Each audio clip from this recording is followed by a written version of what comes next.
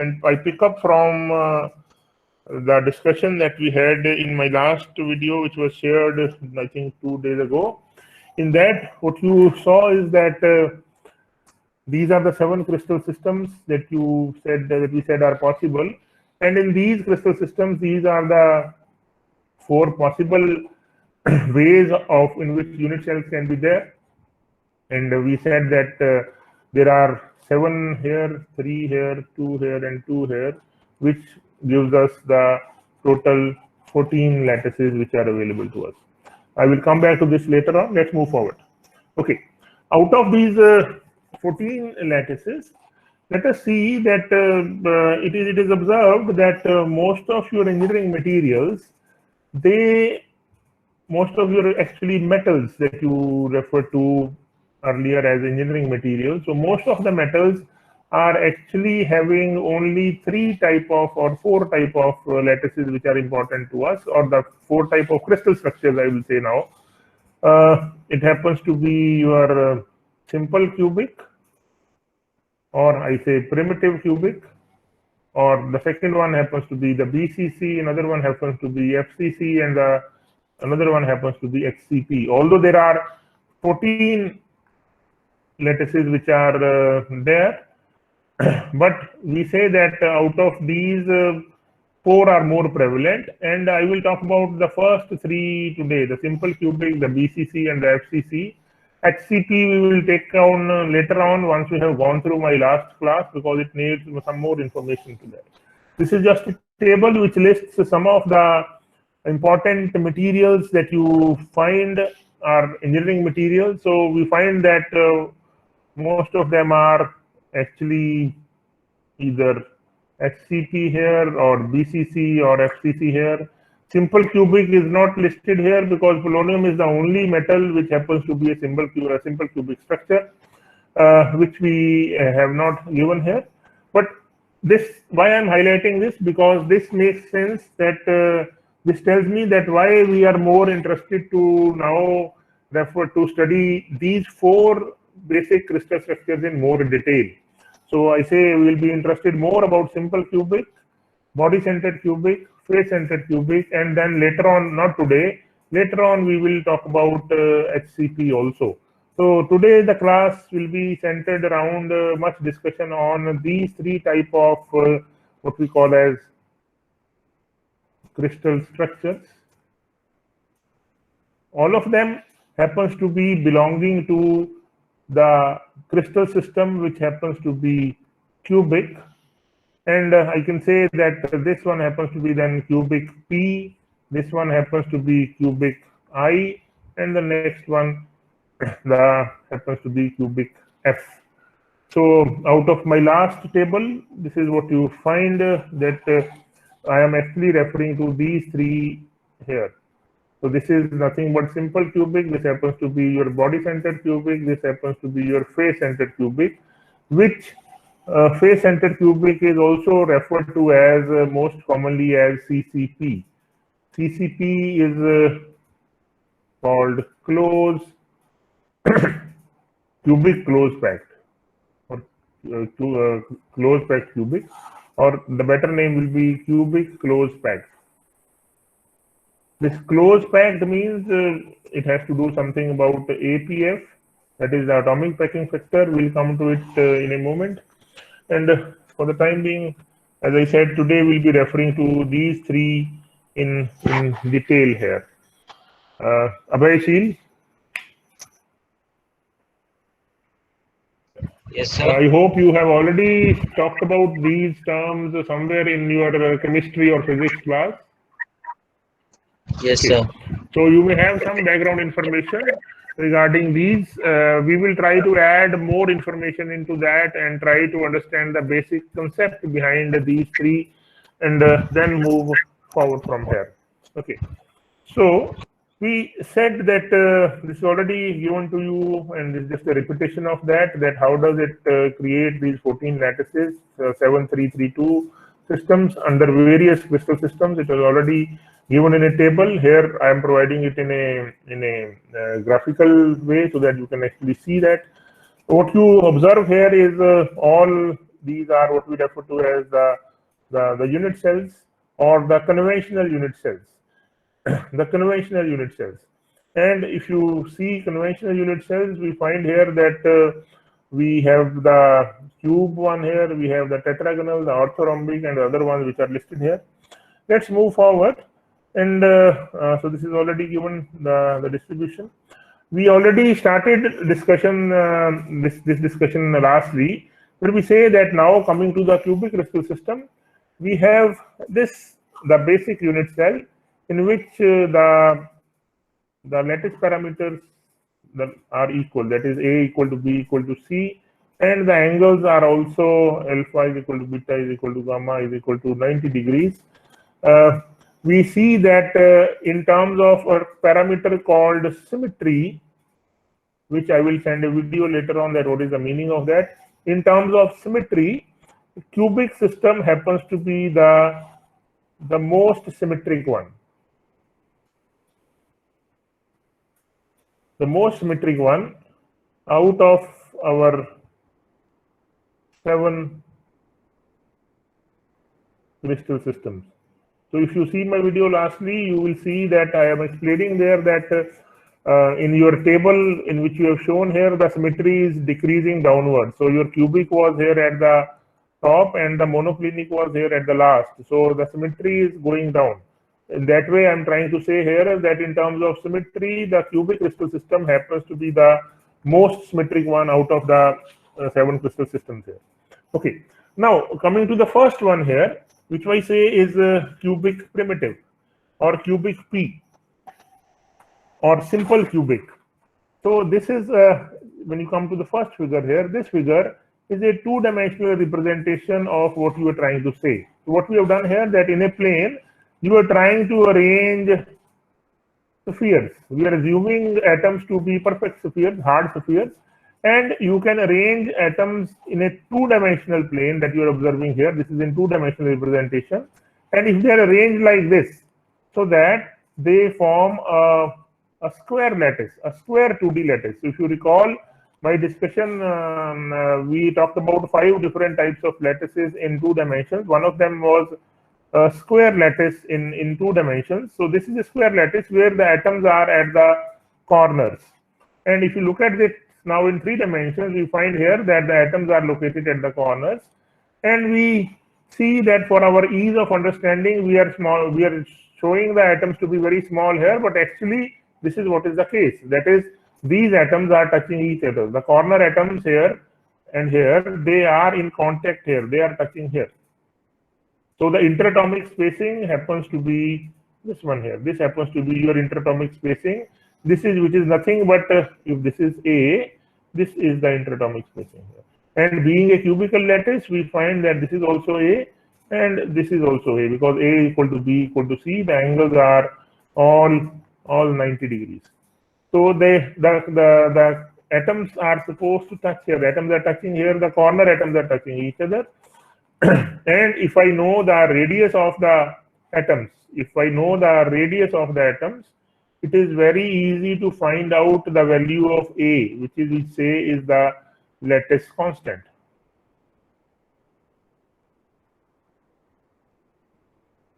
You can very easily do that. And this is what you recall from your earlier studies, that we talk about something called as the coordination number.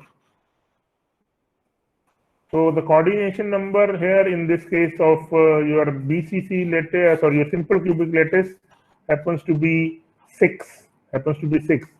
Coordination number means how many atoms, one of the atoms which is located here at one of the corners here, in how many atoms it is touching. How many are the nearest neighbors? So we find here that it is touching 4 atoms in its plane, 1 atom above it and 1 atom below it, and that is why the coordination number for your simple cubic lattice happens to be 6. Now coming to the second one here, which we say is the body-centered one. We find here that in the case of a body-centered one, this is what we say is cubic I representation. The atoms are located here now at the corners, as well as there is an atom at the center of the cube. And now if you see, the corner atoms are not touching each other. It is better represented. The corner atoms are not touching each other.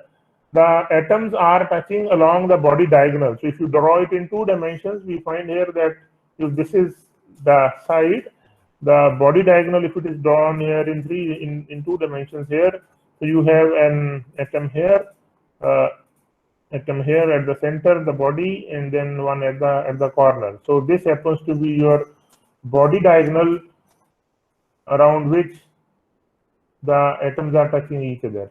Keep it in mind that in the case of simple cubic, the atoms were in contact, the corner atoms were in contact. In the case of body-centered one, the atoms along the body diagonal are in contact with each other. Will this make any difference in terms of making this, in terms of the properties of whatever material this is representing? Properties of material along various directions. Let us be clear that I'm talking about only E, the Young's modulus E. Does it make a difference? If the interatomic spacing is different, you can see that along this direction, if I say this direction here, the interatomic spacing is something else. If I talk about the body diagonal direction here, the interatomic spacing is something else. Does it make any difference in terms of the directionality, giving directionality to the properties? Amit Kumar? Yes, sir. Do you get my question?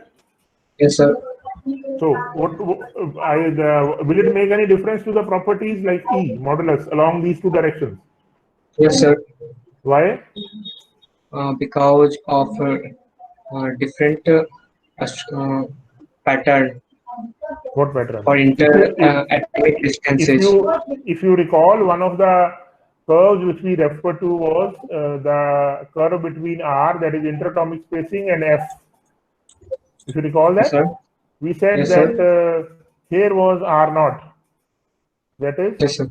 equilibrium spacing, and the space of this, the slope of this curve at this R0 was actually giving you the value of E. Yes, sir. Is that right? Similarly, we had an energy curve here also. But what is there important is that this R0 value is different along different directions. And that is why the value of E will also be different along different directions in the case of crystalline materials. Yes, sir. Is it right? Yes, sir. Okay, switch off your microphone, please. So this is as far as body-centered is concerned. Now, this is just now related to this is what I have already given you, that you can actually compute now the atomic packing factor. That is how closely the atoms are packed in a unit cell in the case of your body-centered cubic one. So this is a 3D representation out of which we have said that we have now. You want to find out, this is the body diagonal, root 3a. A happens to be the edge length of the cube. This is A. So A happens to be the edge length of the cube here. Root 2a happens to be the face diagonal. And root 3a happens to be the body diagonal. So we are defining one term here, closed pack direction. I will come to this term time and again later on. And we will talk about the term directions also in details, because right now what we are referring to, that we are just showing directions like maybe this direction or the body diagonal or the face diagonal, but that is not a very easy way to represent, because the things will get very complex, and that is why we need to adopt a standard way to represent directions, When we will say that this is the standard way is known as the Miller indices, and we will talk about it maybe in our next class. Miller indices, which we'll be using for designating or nomenclating or naming the directions. And there is a standard way of doing it. We learn it very easily and very fast. So we find here that you can actually calculate the APF of your BCC unit cell with the help of that. Now the atoms are touching along the body diagonal. That's what I already explained. And APF happens to be the ratio of the volume occupied by the number of by the atoms in the unit cell to the total volume of the unit cell. So total volume of the unit cell happens to be a cube, and the number of atoms in the unit cell, we know in the case of BCC happens to be 1 complete here and 1/8 from all 8 corners here, which gives me 2 here. So we say 4/2 is the number of atoms. Here we find is the the volume of one of the atoms, which we are writing in terms of A coming from R, and the APF can be calculated here as 0.68, which is less than for a simple cubic. It is around 0.54. For your cubic I, which we are referring to right now, it is 0.68. And when you go to the next class, that is cubic F, it will further increase to 0.74, and that is why cubic F is also called as FCC, or also known as cubic closed pack.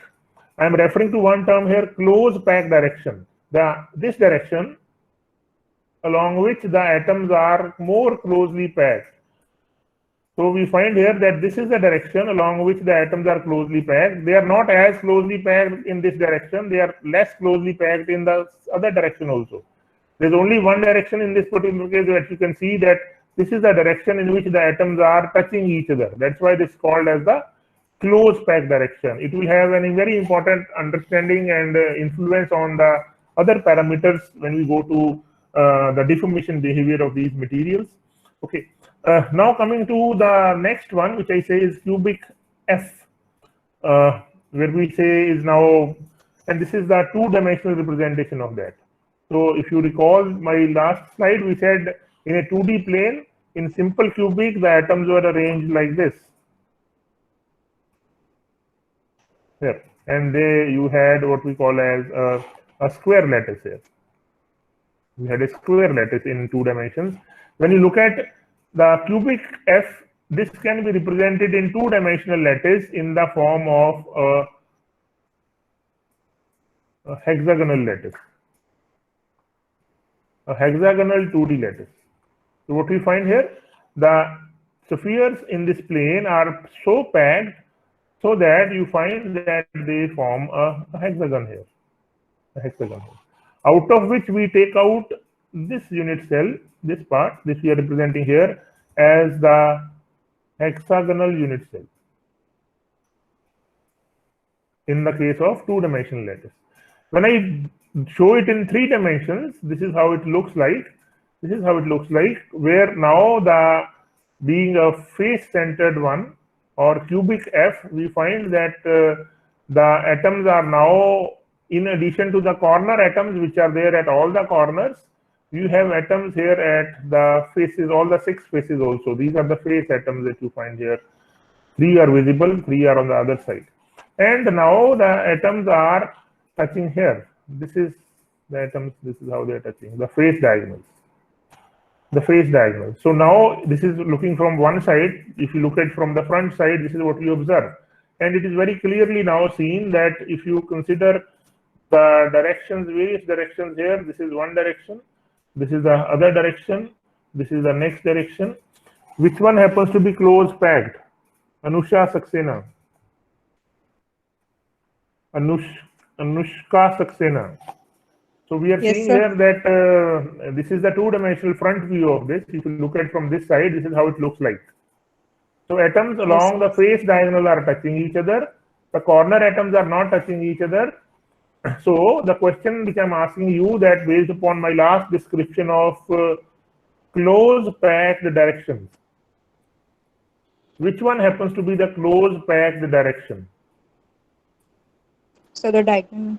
This one. Obviously, this happens to be the close packed direction, and this one also. They are equivalent directions. This one is not your close packed direction. Similarly, if you look from the top, you will see that this happens to be the close packed direction.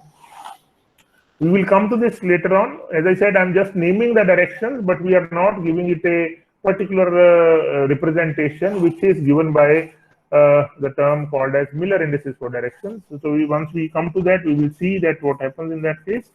Okay. Now, Sorry.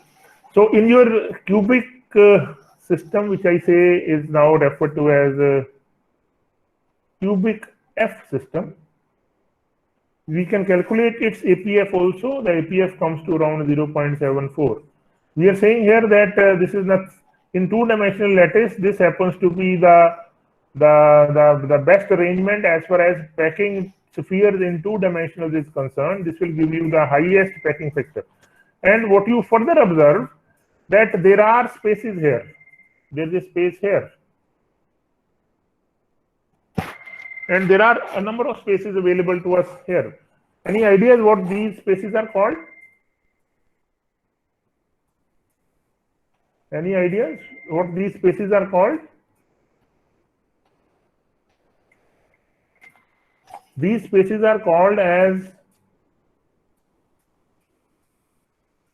intermolecular spaces. Interstitials.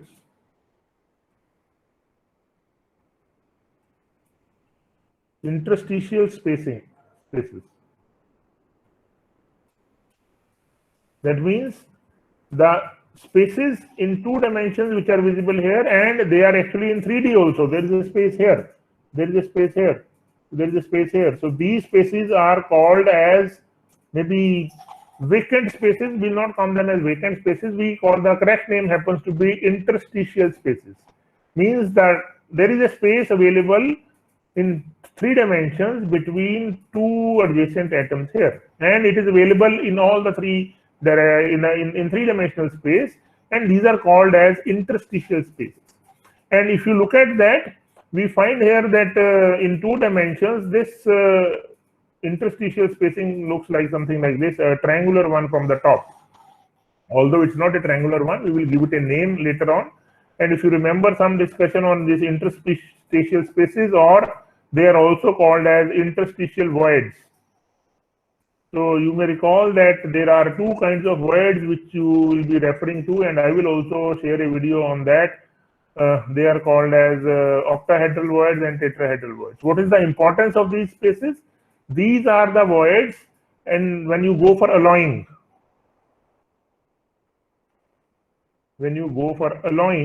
means you create an alloy by mixing 2 different type of atoms. So one of them is, let us say, carbon atoms. The second one happens to be iron atoms. And then alloy may be called as steel, in which most of it is Fe only. Carbon percentage, let us say, is around 2% by weight. So if I add 2% carbon atoms in iron, it, let's say, gives me alloy known as steel. So you have iron atoms which are available to us. And if you recall, iron has a BCC crystal lattice at room temperature. So if you add carbon into it, the carbon atom size is smaller. It's much smaller than the iron atoms, and they occupy these voids. So the carbon atoms occupy these voids here. Now it becomes very important to calculate the size of these voids, because it will decide which 2 atoms can be, or which 2 elements can be combined together to form an alloy. Because in an alloy, which we call it as a solid solution,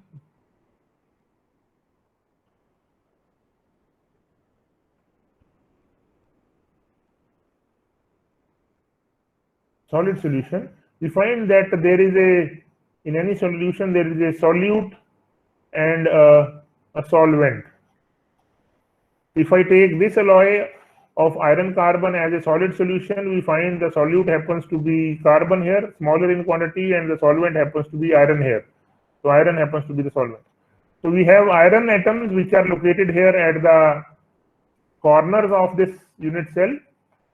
If it is a body-centered one, right now, I mean, this is a BCC, this is a FCC one, but actually it will be BCC in the case of iron at room temperature. And the carbon atoms then take these spaces, which are empty spaces, which are voids in between these. So the carbon goes into these voids which are there. Now, if carbon is able to go into these voids, because of the size of the carbon atoms is small as compared to iron. If carbon atoms are larger in size, they will not fit, and this alloy will never be formed. You will never form an alloy. So this is one of the conditions, the relative size of the two atoms of solute and solvent, we will decide which kind of a solid solution it will form. There are two types of solid solutions which we'll be referring to. If you want the solute to occupy the sides here, if they occupy the sides, the vacant sides here, it is called as an interstitial solid solution. And if you can find and you can form an alloy other way also, when the sizes of the two solute and solvent are not that different, then it forms a substitutional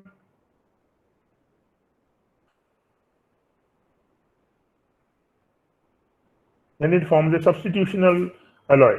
Means in that case, the second type of atoms are not occupying the empty spaces, but they are replacing the main atoms here at some of the sites. That is why they are called substitution. They substitute iron at some of the sites, so they substitute the solvent atoms at some of the lattice points. So this is as far as FCC is concerned.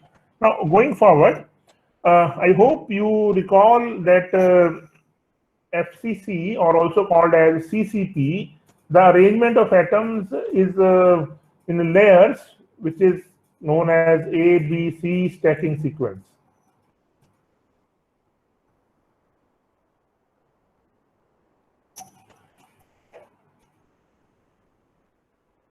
Bhuvnesh Sharma.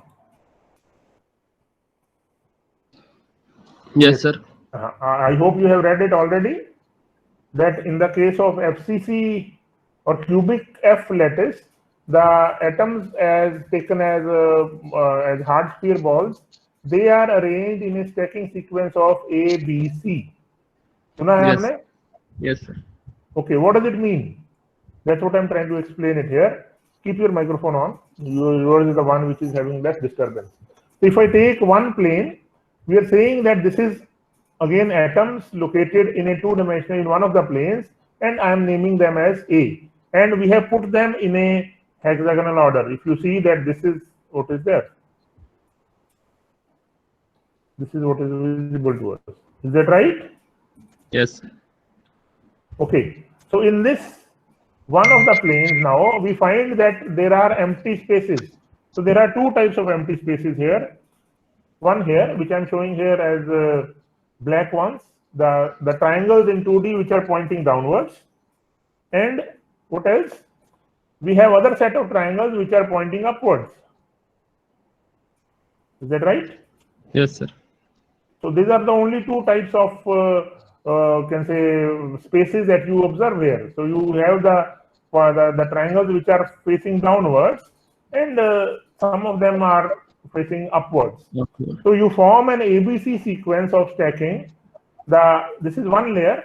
So the second layer will be called as a B layer, and we will place it at such a way so that all the B atoms are now placed at these points. That is, the triangles facing downwards are now occupied in the next layer. So we add B onto here. Yeah. Okay. I will now here only you can understand the concept of coordination number also. If you recall, coordination number for your FCC structure happens to be what? Yaad hai kuch? 1:3. No, coordination number. Coordination number means we said coordination number for simple cubic or cubic P is 6. Here it is 12. The number of nearest you can say number of atoms to which a single atom is touching. That is the concept of coordination number. Okay. So we will see here that if you consider one atom here, A, it is in its own plane, that is in plane A, it is touching how many atoms?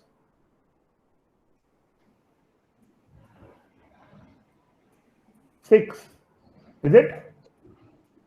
So this atom here in its own plane is touching 1, 2, 3, 4, 5, 6 atoms. Is it right? Yes, sir. Okay. Now, but I have not got 12. I have only got 6. So let us see how you get 12. So this is 6 in its own plane A. In plane A. Now what I did in this void which is created here, it will be a cusp in 3 dimensions. In all the downward pointing triangles, I put another atom in the second layer. Now it is B here. So this B will touch how many A's? This B will touch how many A's? 3. 3, yes, right? So it touches 3 in the B. So you can consider any of these A's because this A and this A are identical. Am I right? Yes.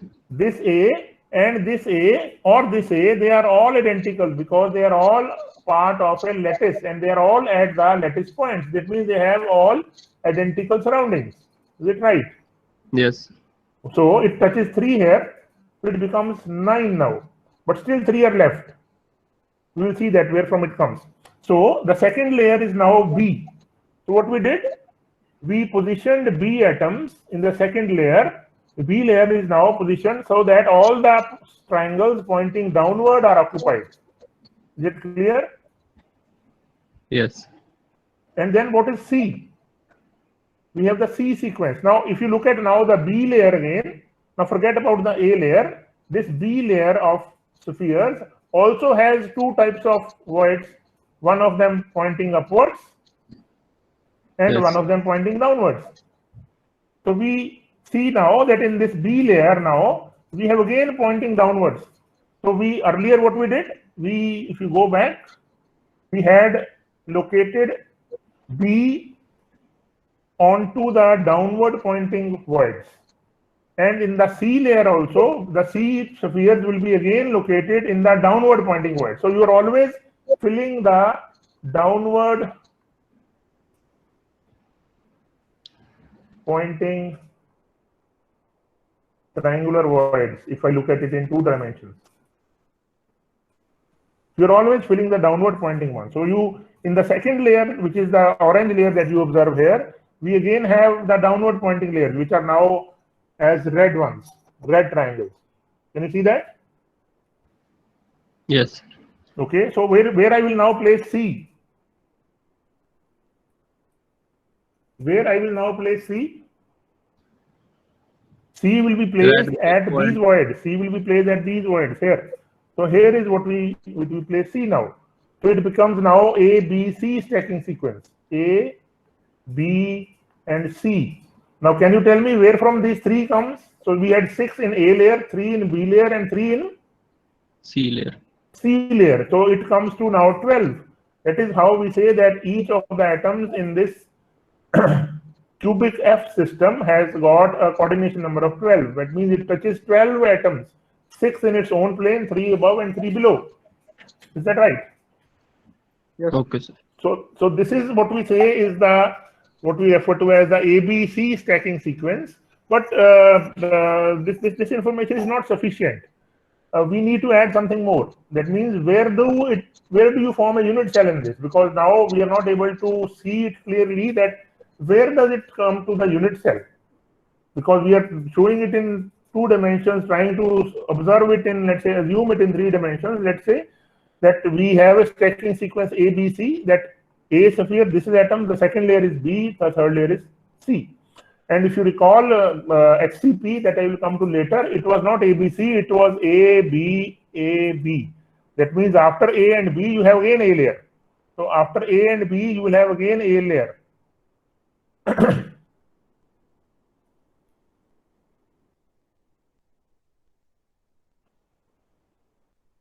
How can you have A layer again? Can you observe it? Placing on downward pointing. Yes, that this is how it is. Up to this point, it is okay. Up to this point, it is okay. You formed A layer. I go back. You formed A layer.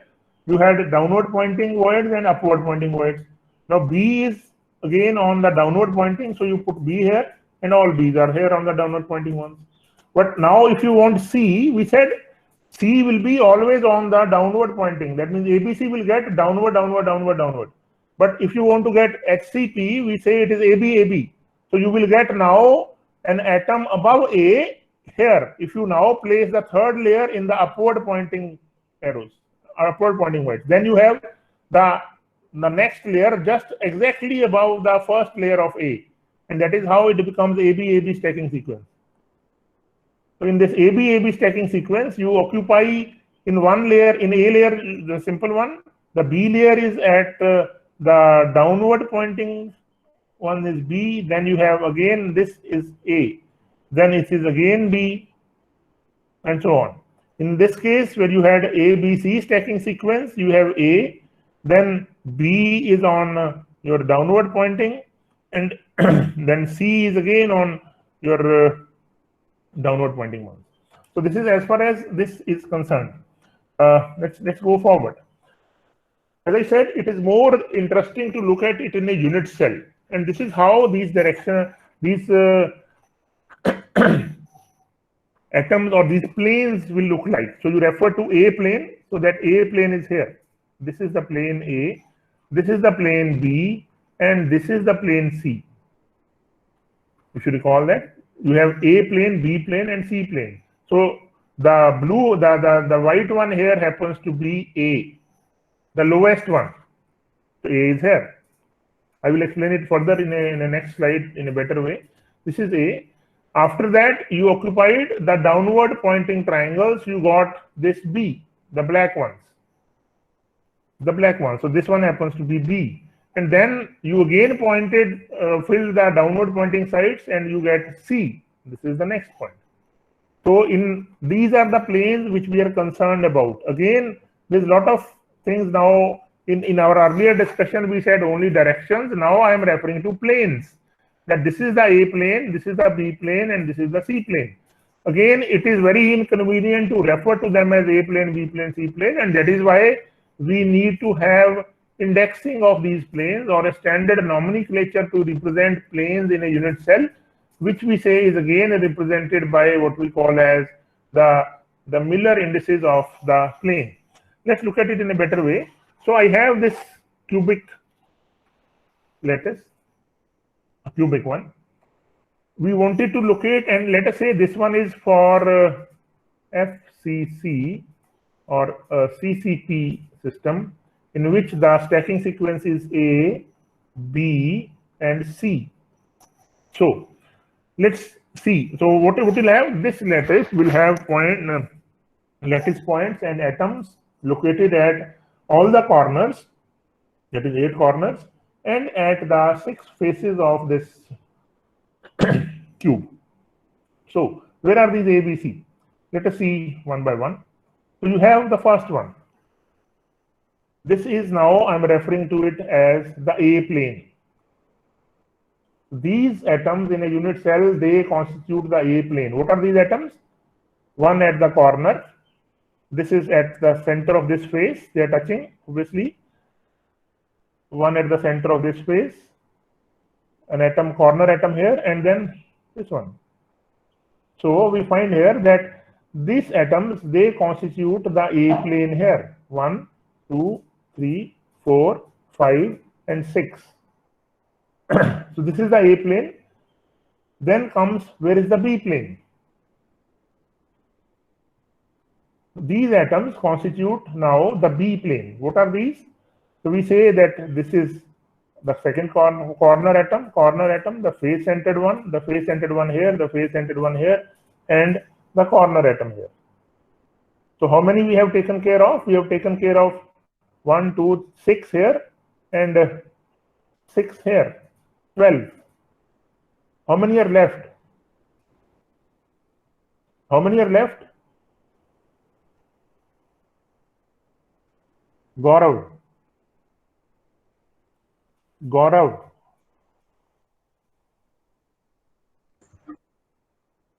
Yes, sir. Yes, sir. How many atoms are left now in this unit cell? We have taken care of 12, I think. 6 atoms in this A plane. We said that there are 6 in this B plane. And बचे कितने बाकी? Sir, 6 more. 6 कहाँ पे आएंगे भाई? यही तो unit cell है ना. इस यूनिट सेल में कौन कौन से बच गए अभी साइड्स? कौन से लेटेस्ट पॉइंट अभी बचे हैं जिन पे हमने एटम नहीं दिखाए? कॉर्नर हो गए सारे कि नहीं है अभी? फेसेस हो गए सारे? This face is done, this face is done, this face is done, this face is done, this face is done, this face is done. You are left with corners. 2 more corners. This is one. This is one which we say Sir, is the 2 more C plane. And this is one more. Yeah, this one. Can you see that? this one, which is again the C plane. So if you now look at it in, I will now give you a better understanding of that. You said that you had A, B, and C stacking sequence. Now going back to what we started our discussion with, so you have this as A. This as A stacking sequence. Can you see that? A stacking sequence, this plane. Then above that, now this plane is here. This is the plane that you are referring to. This is actually the plane we are referring to. Above that is the next plane, B. B plane. So what you do, above A, you occupy the downward pointing triangles and you form this B. The question is, what are these three atoms in this B plane which I am trying to show here? These three atoms are this one. One, this is the first one, this is one. This is two, this is two, and this is three. This is three, which are visible in this figure, although there are others also which are actually contributing to the next one. But in this representation, we are saying that the purple one is A plane, the red one, the blue one happens to be the B plane, and then where will be the C plane now above this?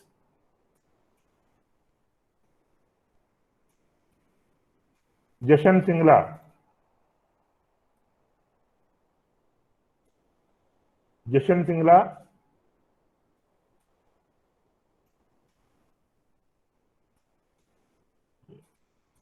You can't hear me? Okay. Jitesh Kumar. Jitesh Kumar.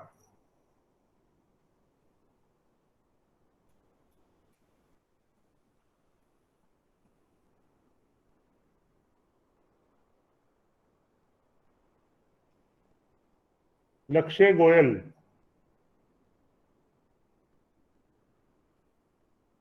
Lakshay Goyal. Yes, sir. Yes, sir. Are you getting what I'm trying to convey here? Please repeat network issue. Are you getting what I'm trying to convey here in this diagram? Yes, sir. So we are trying to tell you that where are the various planes that you are referring to as ABC planes in your CCP crystal structure. We are saying that there are three planes here, A, B, C stacking sequence. So this is a representation of that stacking sequence. And what we said is that the A planes are here. This is representing the A planes. The second is this B planes. And the third is the C planes. And then this is the 2D representation where from I started. That this is the A plane of spheres. This is the B plane of spheres. And this is the C plane of spheres. The C is here at the top. Is it clear? Yes, sir. Okay. Now this gives me one more question. That now I am referring to a number of things. Now I am referring to the directions, and I am referring to planes. Okay. I am referring to directions as well as I am referring to planes. So what is the issue there? We are referring to a number of things, but as I said, there is no standard nomenclature which I have devised, which we will devise with the help of Miller indices. Planes here, for the time being, let us say if you see the front face of this cube, if you see this face of this cube, keep your mic on. Lakshay Goyal. Yes, sir. If you see from this side, the front face of this cube, what do you observe? You observe a square. You observe a square? Yes, sir. With an atom here, an atom here, an atom here, an atom here, and an atom here. Yes, right? sir. This is Yes, how sir. this face will look like, or this plane will look like if I consider this as one of the planes. We will give it a name later, but this is one of the planes which it looks like. But if you look at the plane which is given by the A plane, this is the A plane. The purple one.